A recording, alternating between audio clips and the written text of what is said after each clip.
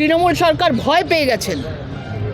যেন মনে হচ্ছে ওখানে অনেক কিছু ছিল, সেই মৌমাছির ভোমরাতে তাক লেগে গেছে। 2011-তে মুখ্যমন্ত্রী হওয়ার পর ভবানীপুর থানা থেকে তিনজনকে আটক করা হয়েছিল। সোজা থানায় ঢুকে তাদেরকে নিয়ে উনি বেরিয়ে গেছিলেন বেআইনিভাবে, নিয়ম লঙ্ঘন করে। তারপরে আমরা রাজীব কুমারের সময় দেখেছি, সবাই দেখেছেন, সাক্ষী ছিলেন, যে ওই শীতের ঠান্ডায় ফেব্রুয়ারি মাসে সেখানে রেড করতে যাওয়া হয়েছিল, সেখানে অভিযান চালানো হয়েছিল। তার আগে উনি গিয়ে ধর্নায় দিতে বসে গেছিলেন। এটা বেআইনি, অসাংবিধানিক। এবং তারপরে ক্রমশ দেখছি এবার আর বাইরে ধর্না দেননি, এবারে সরাসরি চলে গিয়ে ফাইল তুলে নিয়ে হার্ড ডিস্ক তুলে নিয়ে চলে আসছে। এবং এর জন্য তার কোনো শাস্তি হবে না? তার কি কোনো শাস্তি নেই?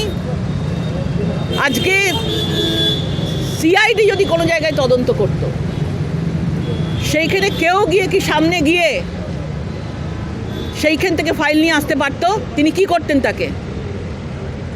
আজকে কেন্দ্রীয় তদন্তকারী সংস্থা তারা মনে করেছে তাদের তদন্তের খাতিরে সেই আইপ্যাকের মতো সংস্থায় কিছু তথ্য তারা পেয়েছে এবং তথ্য যাচাই করেই তারা ওখানে গেছেন।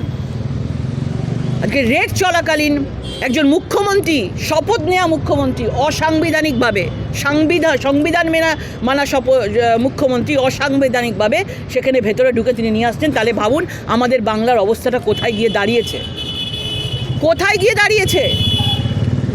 আজকে ফাইল নিয়ে বলছেন আমি প্রার্থী তালিকা আমি আমার প্রার্থী তালিকা নিয়ে নিচ্ছে, হার্ড ডিস্ক নিয়ে নিচ্ছে। আচ্ছা, এত বাঙালি তো করেন, এত বাঙালিদের প্রার্থী তালিকা একজন অবাঙালির কাছে কি করে থাকে?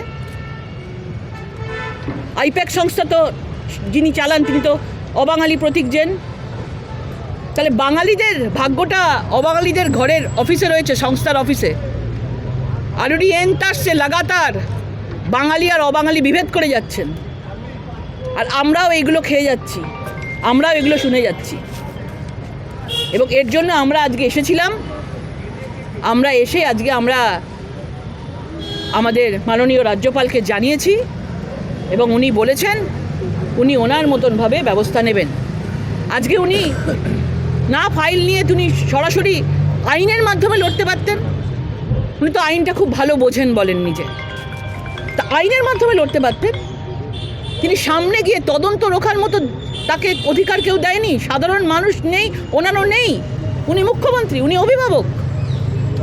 আজকে উনি তাদের দলের লোককে উস্কে দিচ্ছেন এবং সবাইকেই এইভাবে উনি সেই বার্তা দিচ্ছেন যে ইডি বা কেউ যদি আসে, যদি তার সংস্থায় কোনো কিছু যদি তাদের কেউ প্রমাণ পেয়েও যদি সেখানে রেড করতে যায়, তাহলে সবাই গিয়ে সেখানে গিয়ে ফাইল দিয়ে চলে আসবে, সবাই ওখান থেকে লুট করে নিয়ে চলে আসবে। এই লুটের রাজনীতি শেখাচ্ছেন উনি। এবং দেখছেন তারপরেও আজকে কালকে ইডিকে কীভাবে ঘেরাও করা হচ্ছে, সাংবাদিকদের কিছু সাংবাদিককে, আমাদের রিপাবলিক বাংলার সাংবাদিককে কীভাবে ঘেরাও করা হচ্ছে। এটা পশ্চিমবাংলায় বাস করছি আমরা কোথায় বাস করছি? এ তো পাশেই বাংলাদেশ। যেভাবে উনি যে অবস্থা উনি তৈরি করছেন, পরিষ্কার বোঝা যাচ্ছে এই বাংলা আস্তে আস্তে বাংলাদেশের দিকে পরিণত হচ্ছে। আমরা দেখতে পাচ্ছি যে এ রাজ্যতেও এরকম একটা জায়গা তৈরি হবে, কারণ মুখ্যমন্ত্রী নিজেই অস্ত্র তাদের নিজেদের লোকেদেরকে হাতে তুলে দিচ্ছেন যে চলো ভাই, অসাংবিধানিকভাবে সংবিধানের বিরুদ্ধে তোমরা লড়াই করো। এই জিনিস আমরা মানব না। এবং আমরা আজকে গভর্নরের কাছে বলেছি এবং আমাদের এখানে দুপুর 2টোর সময় আমাদের যুব মোর্চারা ধর্মতলা চত্বরে তাদের অভিযান আছে এবং আমাদের বিকেল 4টের সময় আমাদের সাউথ কলকাতায় রবীন্দ্রনাথ ঠাকুরের মূর্তির নিচে আমাদের বিক্ষোভ প্রদর্শন আছে। এইভাবে ফাইল চুরি করে আমরা কয়লা চুরি দেখেছি, পাথর চুরি বলেছি, গরু চুরি বলেছি, এবার নতুন সংযোজন ফাইল চুরি। এবং সেটা অত্যন্ত দুঃখের যে একজন মুখ্যমন্ত্রী এই ভুল পথ আগামী প্রজন্মকে কেন দেখাচ্ছে, এই তৃণমূলকে কেন আরও বেশি করে হিংস্র সন্ত্রাসবাদী করে দিচ্ছে। ধন্যবাদ।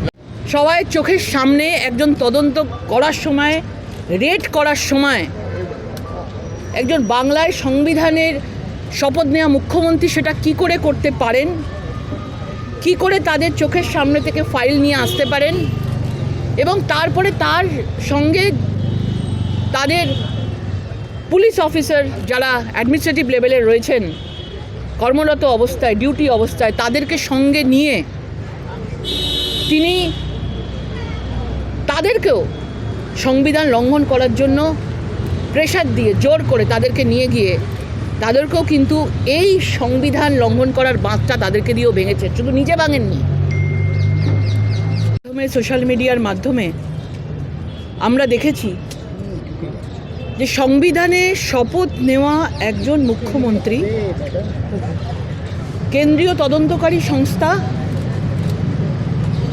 তারা 2020 কোল স্ক্যাম এবং তার অন্তর্গত বিভিন্ন তদন্ত নিয়ে তারা সেখানে রেড করতে গিয়েছিলেন আইপ্যাকের ওখানে কোম্পানিতে, এবং সেখানে সংবিধানে শপথ নেওয়া আজকে 11 কোটি মানুষ রয়েছেন লঙ্ঘন করে সেই তদন্তকারী সংস্থা রেড চলাকালীন সেই ভেতরে ঢুকে উনি ফাইল নিয়ে চলে এসছেন। এক কথায় ফাইল সবাইয়ের চোখের সামনে লাইভ আমরা ফাইল চুরি করা দেখেছি, তাও আবার মুখ্যমন্ত্রী। আজকে বেঙ্গল ফাইল সিনেমাটাকে উনি রুখেছেন, আজকে নিজেই নিজেদের কুকীর্তির ফাইল, আজকে নিজেদের কুকীর্তির ফাইল আজকে ইডির সামনে থেকে, চোখের সামনে থেকে আজকে উনি নিয়ে চলে যাচ্ছেন, হার্ড ডিস্ক নিয়ে চলে যাচ্ছেন। এটাই আমাদের পশ্চিমবাংলার অবস্থা, এবং এই বাংলা আমরা চাই না, এবং আমরা চাই সাধারণ মানুষ এর জবাব দিক। কিসের এত নাটক? এ তো পথনাটিকা, এ তো শীতের সকালে সবাই গিয়ে জ্যাকেট পরে সবাই গিয়ে, সে তো পথনাটিকা চলছিল। কিসের জন্য তারা গেছে? কারণ কি? কেউ যদি চুরি করে, কারো যদি কোনো প্রমাণ থাকে, সেখানে যদি ইডি সেই কোম্পানি সংস্থার কাছে গিয়ে যদি রেড করে, এখানে ভুলটা কি আছে? মানে যদি চুরি করে সেই চোরগুলোকে রক্ষা করার দায়িত্ব কি তৃণমূলের সাংসদরা নিয়েছেন, তৃণমূল পার্টি নিয়েছেন, তৃণমূল সুপ্রিমো নিয়েছেন? এবং এই আজকে যে সকালের পথনাটিকা, ওটা বুঝে গেছে সব লোক। কারণ সারা ভারতবর্ষের মানুষ জানে যে এই তৃণমূল সব জায়গায় কোনো কেন্দ্রীয় সংস্থাকে কেউ এইভাবে হাত লাগাতে পারেনি, কেউ এভাবে অপদস্থ করতে পারেনি, কেউ এভাবে অসাংবিধানিকভাবে ফাইল ওখান থেকে সবার সামনে মানে ফাইল চুরি করে নিয়ে আসতে পারেনি। ধিক্কার জানাই এই মমতা ব্যানার্জির সরকারকে, ধিক্কার জানাই এই মমতা ব্যানার্জির প্রশাসনকে। রাজ্যপালকে জানালেন? রাজ্যপাল কি সাংবিধানিক পদে থেকে কোনো ব্যবস্থা নেবেন মুখ্যমন্ত্রী? নিশ্চয়ই নেবেন। তিনি গোটাটা দেখেছেন, গোটাটা তিনি অবজার্ভ করেছেন। আজকে ওনার ওপরেও একটা হুমকি এসছে, ওনার ওপরেও হুমকি আসছে। আমরা আরও কত কিছু দেখতে পাবো। এই এসআইআর নিয়ে যেভাবে মমতা বন্দ্যোপাধ্যায় সরকারকে এবং সবাইকে দেখছি ভয় পাওয়া শুরু করেছে, মানে ওরা বুঝে গেছে যে ওদের মৃত ভোটার, ওদের ডুপ্লিকেট ভোটার, ওদের শিফটেড ভোটার, সব ভোটারের নাম কেটে গেলে ওরা আর কি নিয়ে বাঁচবে।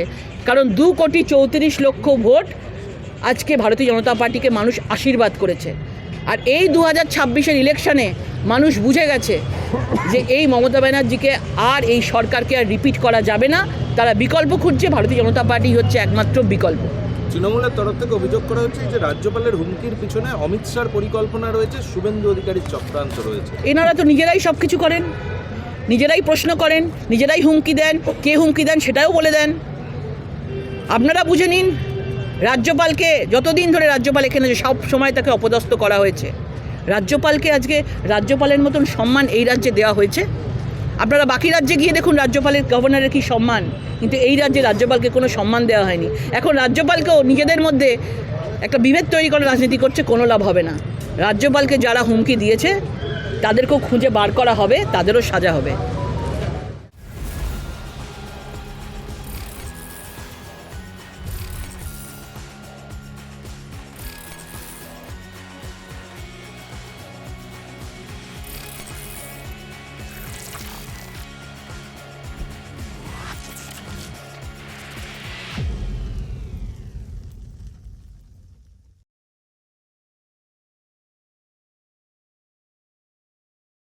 পশ্চিমবঙ্গের মানুষ, এটা আমাদের অস্তিত্বের ব্যাপার।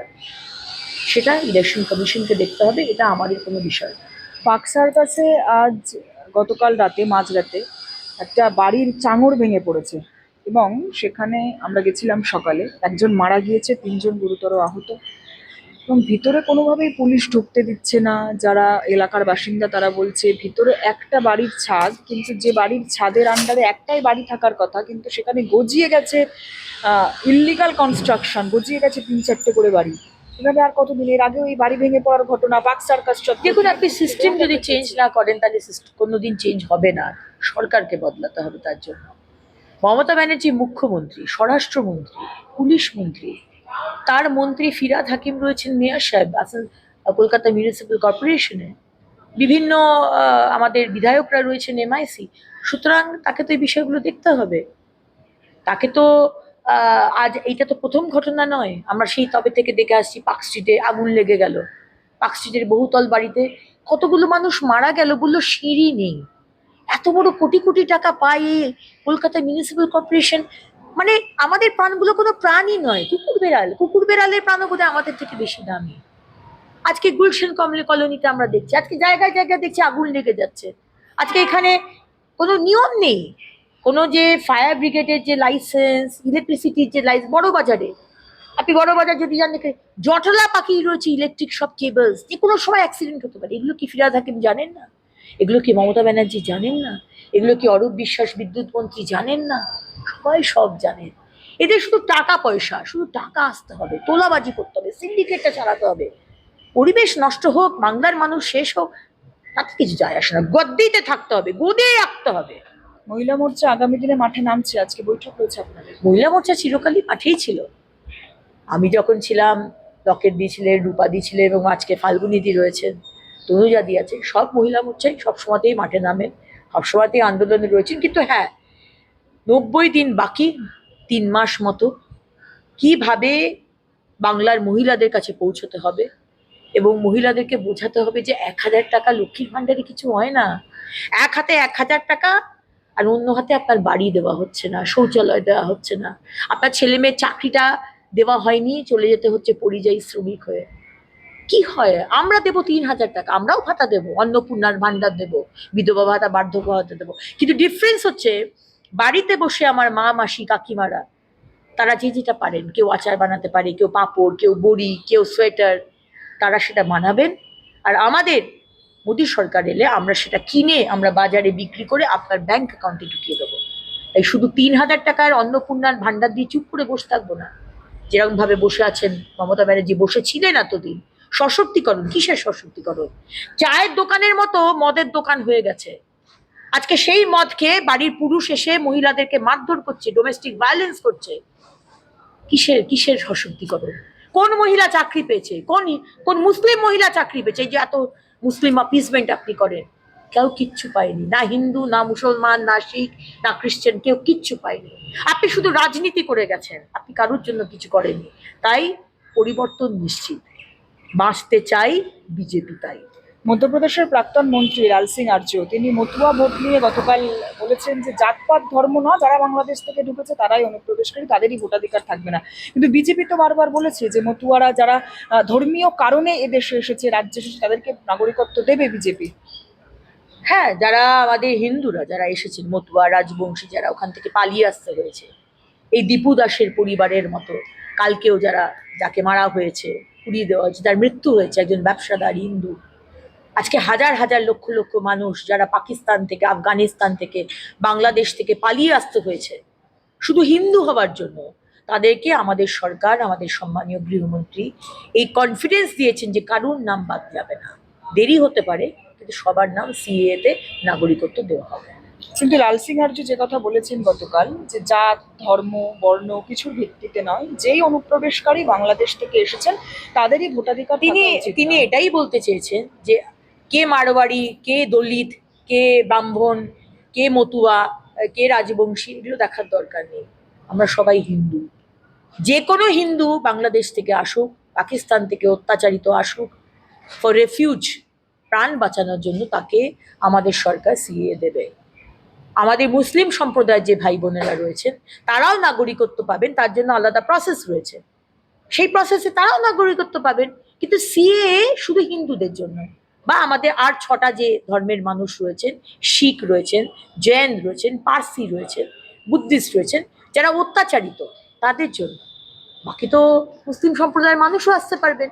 তো গোলাবার চেষ্টা করবেন না মমতা ব্যানার্জি, তৃণমূল কংগ্রেস। আমাদের কেন্দ্র সরকার যখন কিছু বলেন না, মন থেকে বলেন, হৃদয় থেকে বলেন, এবং সেটা হবে। থ্যাংক ইউ দিদি। পাঁচালী নিয়ে যে বারংবার যখন আমরা দেখেছিলাম যে ব্রিগেড মাঠে প্যাটিস বিক্রেতাকে ওপর হেনস্থা করে, তখন তৃণমূল রাস্তায় নেমেছিল, বিভিন্ন বিক্ষোভ দেখেছিল। আজকে তারাই আবার হিন্দু ধর্মের তো লক্ষ্মীর পাঁচালী একটা পবিত্র জিনিস, বা আমরা মনে করি আচারের মধ্যে পড়ে, সেটাকে নিয়ে আবার ছেলেখেলা করছে। দেখুন, মমতা ব্যানার্জির সরকার বা তৃণমূল দল কোনোদিন না হিন্দুদের পাশে ছিল, না মুসলমানদের পাশে, না শিখদের পাশে, না খ্রিস্টানদের পাশে। সেটা বাংলার মানুষ বুঝে গেছে। যখন যেরকম সুবিধা হয়েছে তখন সেরকম তারা ব্যবস্থা করে।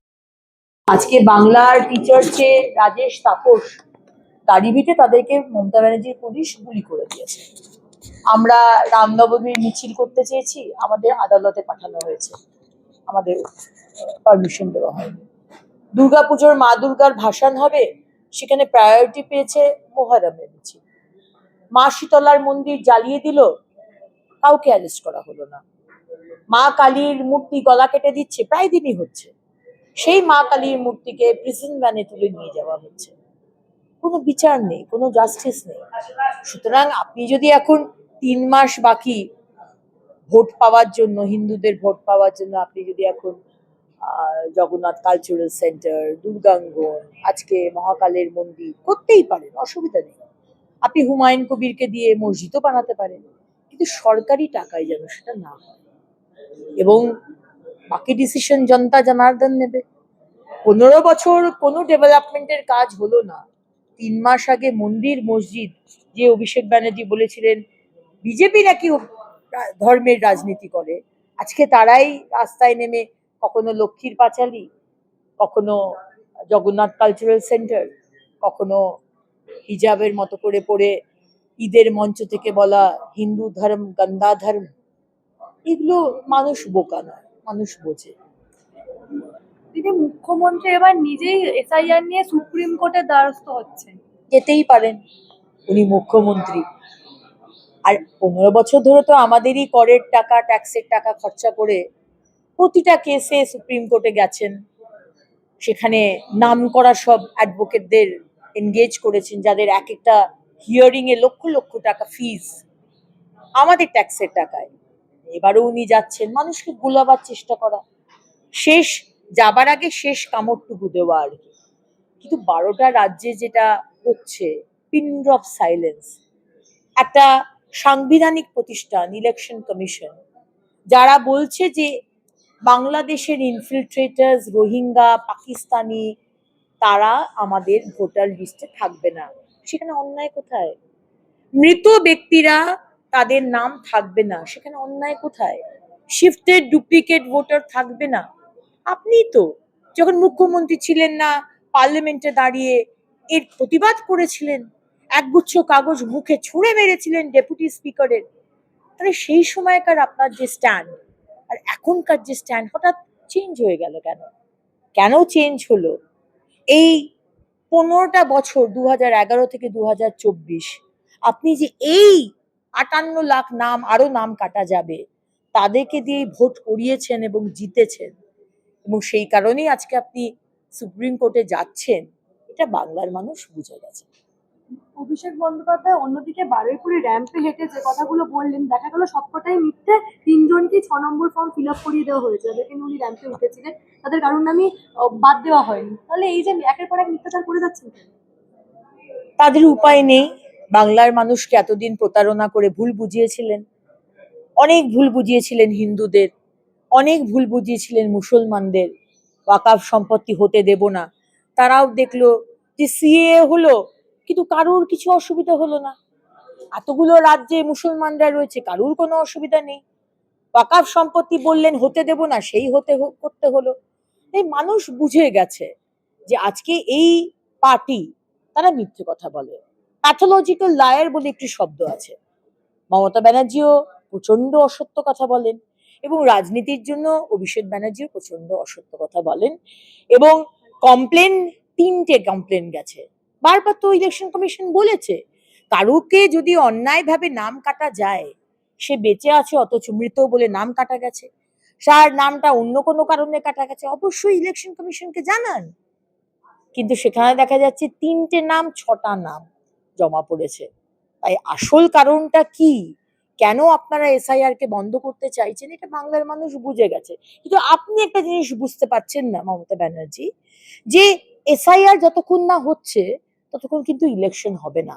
আর এসআইআর যদি আপনি বন্ধ করার চেষ্টা করেন, আপনি পারবেন না, তাহলে কিন্তু অন্য পদ্ধতিতে ইলেকশন হবে। এবার কোনটা আপনি চান সেটা দেখে নিন। যদি 2-3 ফেজে ভোটের কথা নির্বাচন কমিশন ভাবছে, অন্য রাজ্যে যখন 2-3টে ফেজে ভোট সম্ভব, আমাদের রাজ্যে কেন এত পোস্টপোল ভাইলেন্স দেখা যায়, কেন সম্ভব নয় পশ্চিমবঙ্গে? সম্ভব নয় কারণ মুখ্যমন্ত্রী আগে বা যে 5-6টা ফেজে হয়েছিল, 7টা ফেজে, তখন অন্য জায়গার গুন্ডা ডুপ্লিকেট ভোটার তাদেরকে আবার এখানে নিয়ে আসা হলো। আসানসোল যখন ভোট হয়ে গেল তখন কলকাতায় নিয়ে যাওয়া হবে, কলকাতায় যখন ভোট হয়ে গেল তখন বাঁকুড়া নিয়ে যাওয়া হবে। তাই এবারে একটা ফেজেই হয়তো বা 2টো ফেজে হয়তো হবে। সে কারণেই কোন ফেজে হবে সেটা আমি জানি না, সেটা ইলেকশন কমিশন ঠিক করবে। আমরা শুধু চাই অবাধে ভোট হোক, মানুষ বাড়ি থেকে পোলিং স্টেশন অবধি ঠিকভাবে যাক, সেখানে গিয়ে ঠিকভাবে অবাধে, তাকে যেন কেউ ভয় না দেখায়। এবং এই ডুপ্লিকেট শিফটে যে নামগুলো কাটা গেছে, আশা করি তাদেরকে আর ইস্তেমাল করা যাবে না। তারা সঠিকভাবেই স্বচ্ছ ভোটার রোল দিয়ে এবারে ভোট হবে।